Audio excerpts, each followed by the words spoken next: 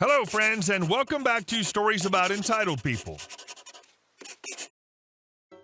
Man, I hate it when workers think they're as entitled as customers. I mean, the customers pay your salary, dude. Our OP is just masterful at doing innocent things like pushing people's buttons, and making them embarrassed is the best part. So don't forget to subscribe to our channel if you're new here, and turn on notifications so you don't miss a new video every single day. Here we go. One cheeseburger, no cheese, coming up.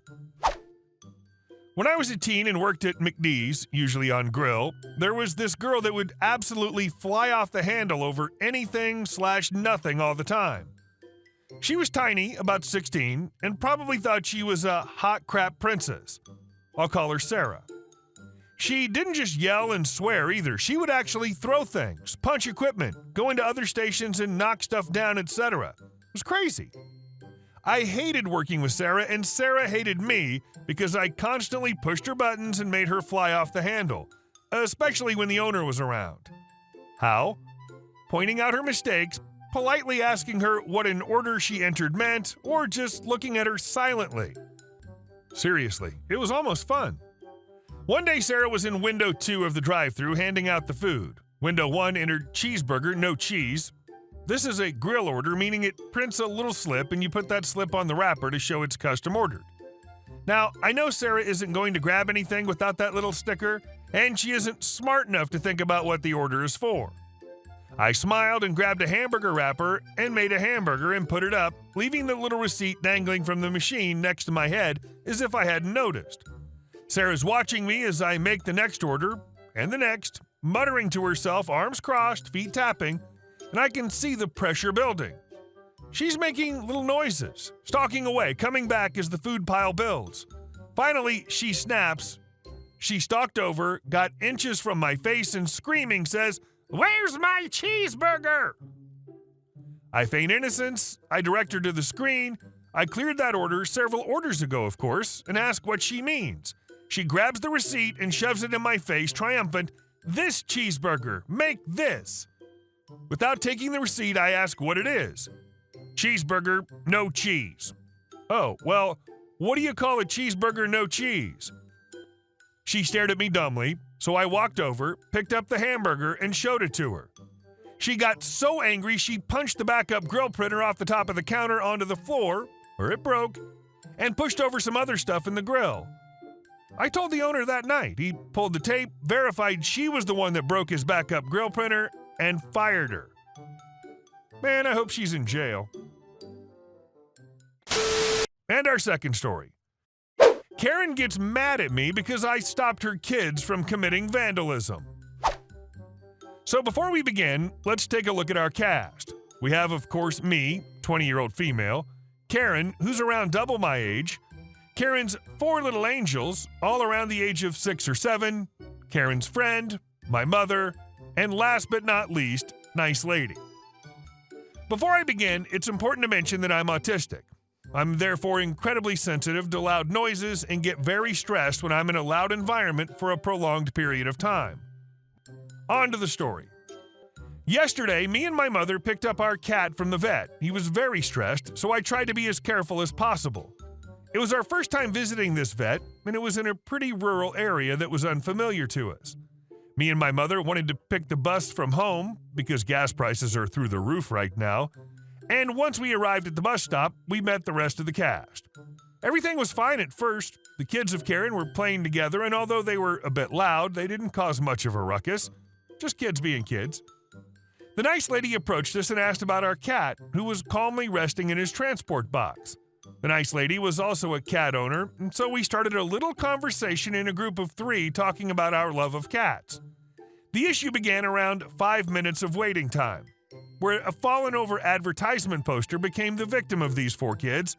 They started kicking it around and got incredibly loud while using incredibly vile vocabulary that would make even a sailor cringe. I tried to ignore it at first, trying to continue the conversation with the nice lady, but after around 15 minutes of hearing these kids screech around very cruel insults at the woman pictured on the advertisement and literally breaking the frame the poster was embedded in, I had enough. During these 15 minutes, Karen did nothing and just watched as all this went down with a smile on her face while everyone else looked visibly uncomfortable.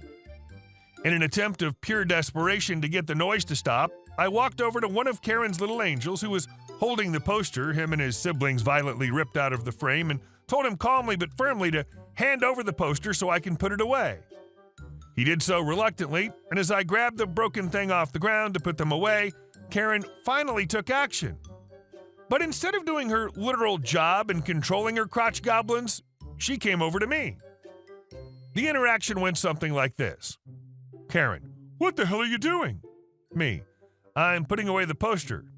What your kids are doing isn't okay. Karen, and? Some idiot left it there so my kids can do what they want with it. You were their age once. Try to be more understanding. I don't know about y'all, but vandalism wasn't really a typical childhood activity for me. But maybe that's just me. Me. That doesn't make it okay. This is still public property. Your kids are also incredibly loud and disrespectful. Everyone here, besides you, is incredibly bothered by the way your kids act. Karen cut me off. Oh, shut up, you liberal. It's not that serious.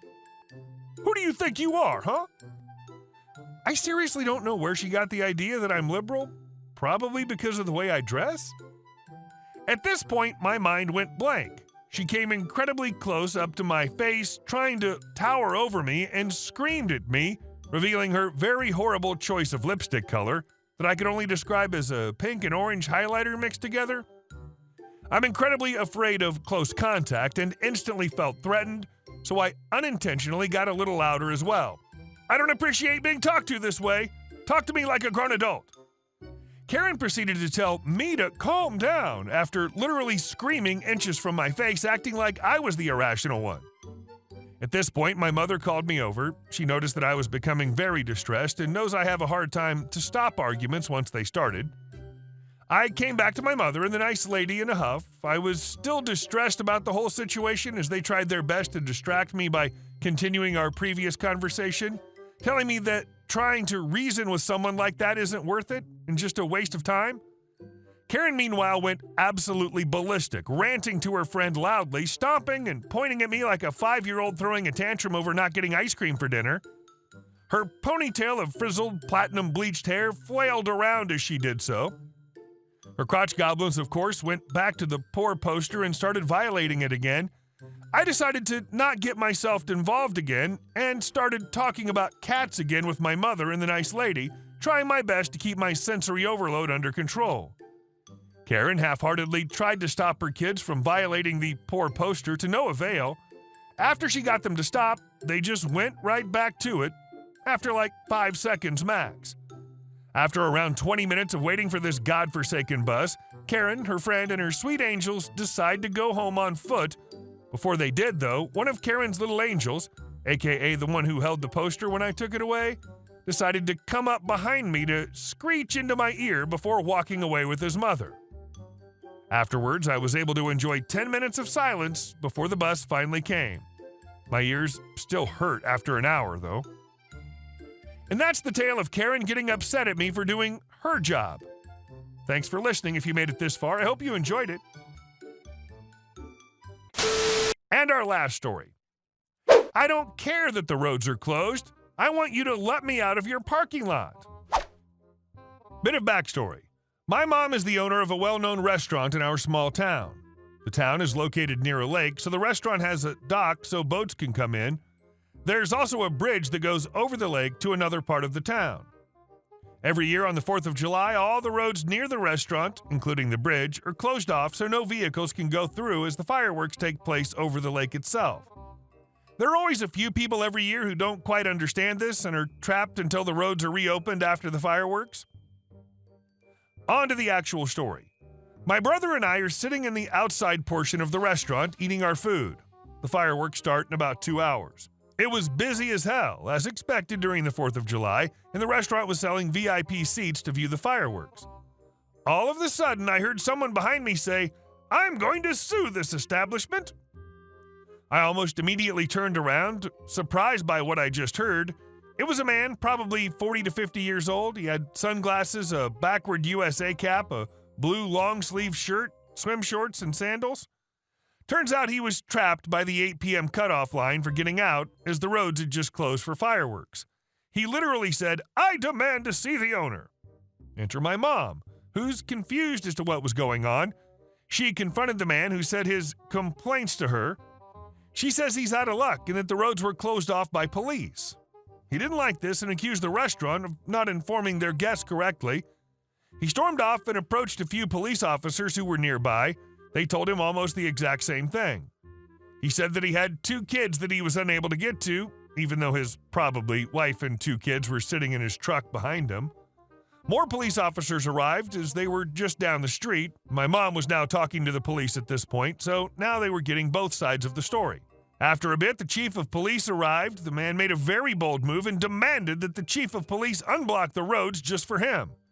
Keep in mind there are hundreds of people on the streets walking onto the bridge. The chief told him no, and the man's story changed. Before, his story was that he couldn't get to his kids. Now, all of a sudden, he said that his father was suddenly hospitalized and he needed to leave immediately.